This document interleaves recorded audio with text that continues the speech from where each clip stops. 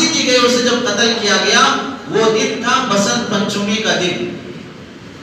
اس دن کو غیر مسلم بھائیوں نے تشدد کی وجہ سے کہ اس نے فلاں مذہب کے خلاف اس طرح کرنے پر اسے سزا دی گئی، تو اپنے مذہب کی تائید میں اور اپنے مذہب کی خوشی میں کہ ہمارے مذہب کو ظاہر کرتے ہوئے ایک شخص نے اپنی جان دے دی، ان کے بقول وہ شخص شہید ہو گیا، اس کی وجہ سے وہ لوگ یہ پتنگ اڑا کر اس کے سامنے اظہار عقیدت کیا۔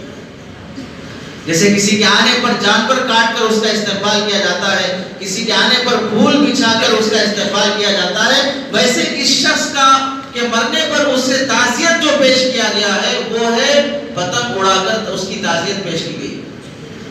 وہاں سے یہ تہوار شروع ہوا ہے۔ یہ خالص غیر مسلموں کا تہوار ہے، اس میں مسلمانوں کو شریک ہونے کی کوئی اجازت نہیں ہے۔